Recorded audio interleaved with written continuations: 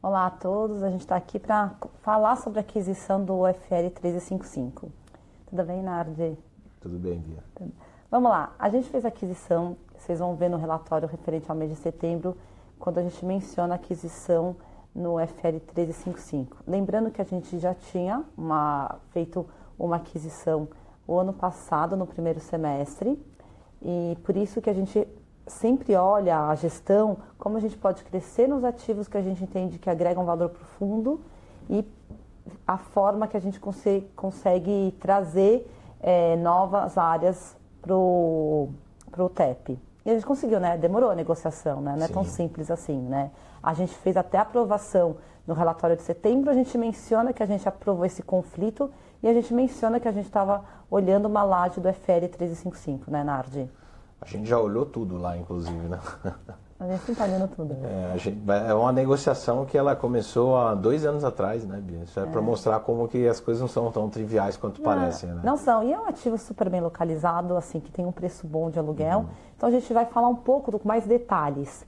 Isso vai ter no relatório do mês de setembro, também a gente vai explicar, mas acho que a gente quer falar só sobre essa aquisição do FL 1355, porque tem algumas características que diferem. Né? Então vamos começar do início, o valor que a gente pagou, né?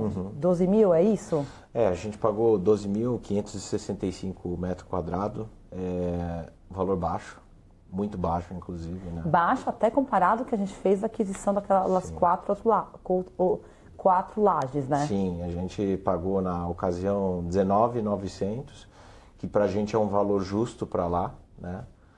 A gente tem uma perspectiva de crescimento para o preço do ativo. A gente recebeu, inclusive, essa semana aqui um estudo super bacana aqui do que a gente poderia fazer no prédio. Realmente é de encher os olhos, assim, né? Então, um prédio com bastante potencial.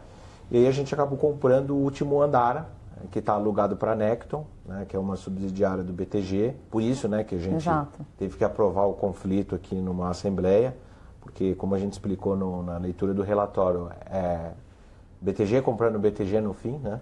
Que é o administrador do nosso fundo. E aí com isso a gente andou, né?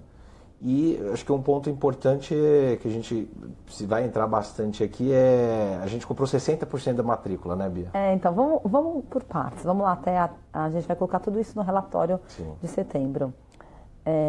Que quando o fundo completa 6 anos, então até para comemorar, né? A gente pode considerar. A gente pagou o valor total da transação foi de 21 milhões e 16 mil. Sim.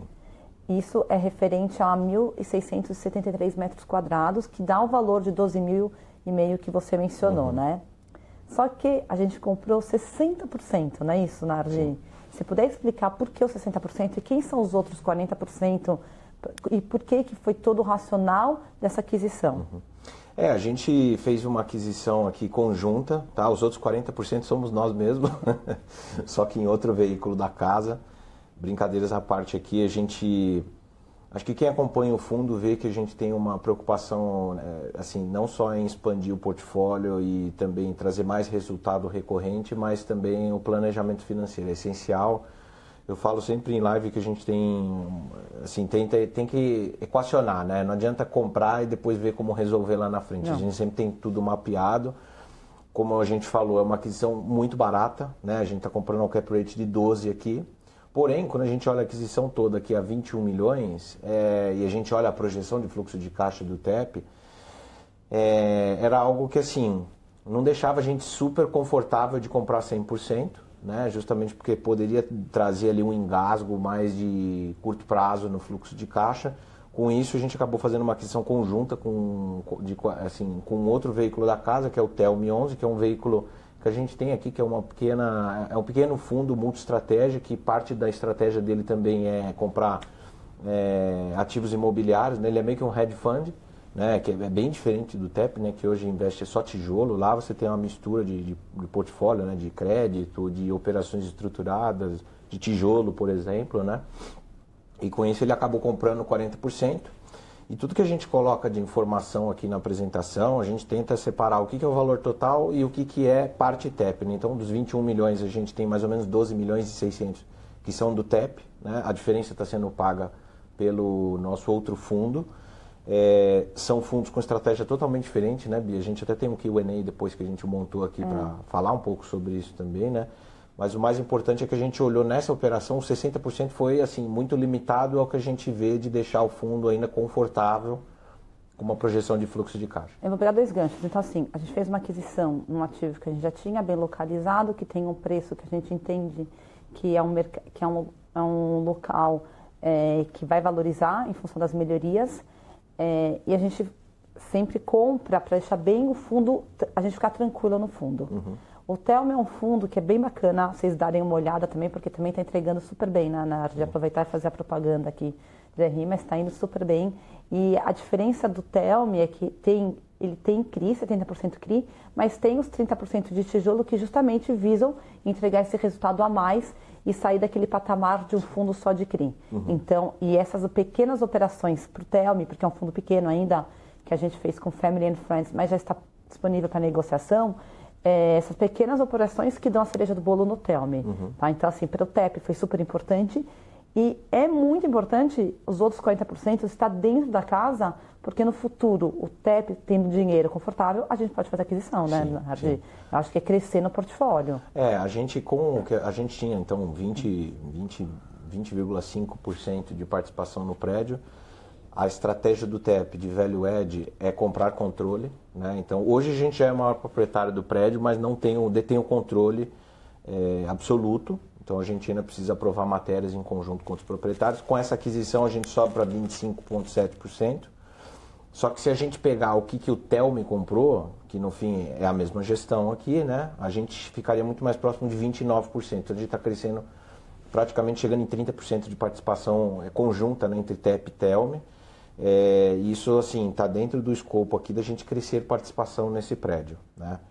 Acho que um outro ponto importante, né, que o cap rate de 12%, isso é o cap estabilizado, né, então é a receita multiplicado por 12, dividido pelo valor que a gente pagou, e isso daí vai dar um yield de quase 12% ao ano. Lembrando, março do ano passado a gente comprou a 9, e que já é um cap muito bom para um ativo na Faria Lima, né, então a gente comprou a 12, e a gente ainda está pagando parcelado. Né, então, então se você puder explicar como que funciona esse parcelamento e o prazo total até... Sim. A gente está pagando, então estamos dando um sinal, a gente tem parcelas semestrais, né, que a gente paga dentro da totalidade do prédio em 24 meses.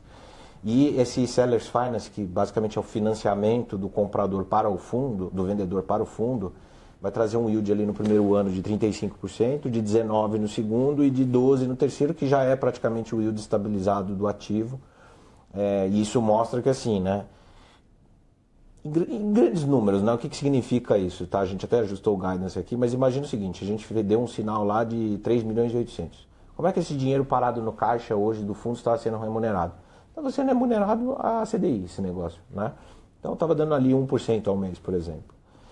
Se você chega e olha 35% ao ano no primeiro ano, quer dizer que esse dinheiro que estava parado no caixa rendendo 1% ao mês vai render mais ou menos 3% ao mês com esta nova aquisição. Né? Então, assim, e quando ele estiver estabilizado, ele vai voltar para 1% ao mês.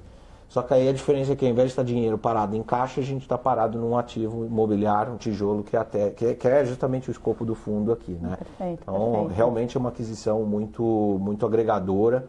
Vai trazer um impacto ali na distribuição, que a gente até botou um slide. A gente está plotando aqui, né, a apresentação aqui para vocês verem, mas vai ter tudo com detalhe no relatório gerencial de setembro. Então vamos falar esses grandes números. Então, o cap rate de 11,92, o valor da aquisição do TEP foi de 12?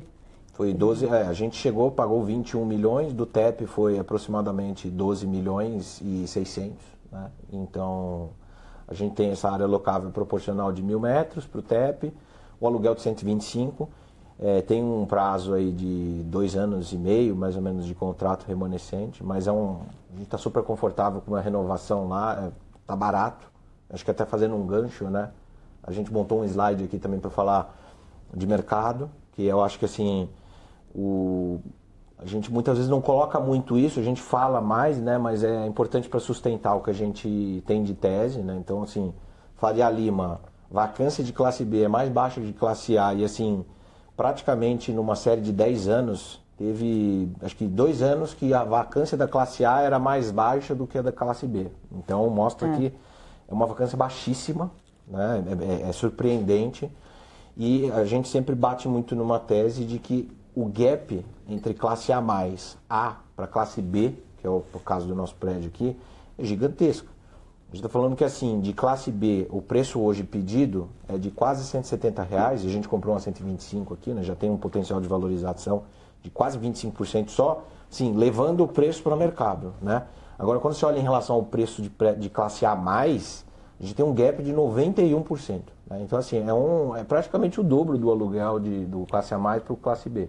Então tem um potencial, e assim, o aluguel hoje nessa laje está menor do que o aluguel do nosso inquilino que a gente comprou, né? Exato. Então tá? assim, a gente vê um potencial de conversar, alinhar e chegar no incremento desse aluguel. Temos um potencial grande e acho que assim, a gente não almeja dobrar o valor, a gente óbvio almeja, né? Mas não vai dar para dobrar o valor, assim, mesmo que a gente retrofit e tudo mais, a gente sabe das limitações de um retrofit, mas a gente acredita muito que na renovação completa do prédio, fachada, ambientação, área construtiva adicional, a gente pode levar o prédio para patamar de classe A, tá? Porque, assim, ao contrário do que fala, existe diferença entre o prédio de classe A mais para A também, tá? Existe diferença. Então, assim, a gente pode tentar levar de classe B para próximo de A. Então, assim, no slide aqui a gente mostra, né? Classe B, R$167 o preço pedido, classe A 255 e classe A mais 320. A gente acha que dá para tranquilamente chegar no patamar ali de 200, 220 com um prédio ali retrofitado e aí já é um upside muito grande em relação ao que a gente tem de preço praticado. Não, e é super importante dizer que esse prédio tem ele ponto habilitado. Exato. Então assim, que na Faria Lima também isso é uma questão que não são todos que estão conseguindo e a gente conseguiu. Isso. Então são pequenas diferenças que impactam no valor do aluguel. Acho que agora a gente pode falar um pouco da gestão financeira aqui, né, Bia? Que é super importante, né? Até porque você começou mencionando isso, a aquisição de 60%, e assim, o que a gente está e como a gente ficou confortável com essa aquisição, né? A gente tinha, então, no fluxo de caixa projetado um caixa suficiente até outubro, né, de 2027. Com essa aquisição a gente fica confortável até março de 27. Então a gente volta ali um pouco, né? Ainda assim, a gente está falando de um prazo aqui de 18, 19 meses com dinheiro no fundo, que vai ser suficiente para honrar com as parcelas de aquisição, com as dívidas que a gente começa a amortizar, né, com a dívida, porque a gente tem duas, uma delas a gente começa a amortizar ano que vem, no meio do ano, e com isso a gente calibrou esse 60% também muito em função da projeção de fluxo de caixa. Acho que é importante falar, né? A gente está desinvestindo ativos do portfólio, na verdade a gente está no processo de desinvestimento, se der certo, né? Porque existe a possibilidade de não dar, né, Bia? Mas assim, vamos pensar super positivo, porque tudo deu certo até agora pro TEP, foi redondinho. Foi. Né? Até do tipo, considerando, eu sempre vou lembrar que a gente chegou a 22% de vacância física. O IPO foi com vacância física. Exato. Então, assim, a gestão tem trabalhado para melhorar e, assim, conseguimos vender a loja que estava alugada para o Santander. Né? Pensando, tipo, uma agência bancária a gente conseguiu vender. Sim. É isso que as pessoas têm que entender. Então tem outros potenciais, talvez não seja o ativo inteiro, a gente consiga vender partes menores, mas sim, e o Passarelli está incrível, né? Uhum. Não, acho que é um prédio, acho que só indo lá para ver, né? Acho que o que era antes, o que é agora, não tem nem comparação. Acho que a gente deve fazer até um paralelo aqui no relatório de setembro, né? Também vai ser um pouco mais robusto, mas a gente vai contar um pouco da história do que a gente fez no Passarelli. Realmente é um prédio totalmente mudado. A gente tem uma perspectiva de um grande ganho de capital lá, numa proporção até mais elevada do que a gente teria com o São Luís. Porque é um prédio que dobrou o aluguel, né? Então, assim, tem uma possibilidade grande de entrada de dinheiro. Mas a gente sempre fala, né? A gente tem 1 ano e meio de folga e que a gente não está considerando nada acontecendo. Nenhum desinvestimento, nenhum follow-on, né? Então, a gente acredita que tendo aí um desfecho positivo em um desinvestimento, a gente fica tranquilo aqui com essa aquisição e outras obrigações. Né? Só, isso é bem importante que você mencionou, esse cenário que a gente coloca é sem crescer o fundo, é o cenário fundo hoje, né? Sim. Então sem follow-on, sem nada. É isso. Acho que outro ponto, né? A gente botou aqui um guidance aqui reajustado, né? A gente está colocando só 1 centavo de incremento, porque a gente ainda tem a possibilidade de flexibilizar e aumentar um pouco isso, tá? Mas assim, estamos deixando as bandas aqui justamente porque assim, pode ser tanto para mais quanto para menos, né? E assim, a gente acha que a partir de dezembro a gente teria um incremento aí de 1 centavo na distribuição até julho do ano que vem. E lembrando, se nada acontecer, né? Então, isso aqui é mutável, pode ter uma nova aquisição, Pode ter uma venda, pode ter um ganho de capital, pode ter inquilino saindo. E isso pode é hoje mudar. o cenário. É hoje. É isso. E acho que a gente até montou um Q&A aqui, a gente vai deixar mais ou menos no relatório gerencial para todos entenderem um pouco disso que a gente falou, né? A gente não precisa ler aqui as questões, basicamente a gente já deu meio que uma resumida do que a gente tem de visão para portfólio, para fluxo de caixa, a estratégia da aquisição combinada. E acho que a mensagem é: continuamos ativos ali na prospecção de laje corporativa. O fundo, apesar de hoje constar como híbrido, né, na classificação ABIMA, é um fundo de laje, é muito mais por uma questão de regulamento, que a gente pode ter tudo no fundo hoje. Acho que é isso, né? E assim, vamos só organizar aqui as informações. A gente vai divulgar o vídeo.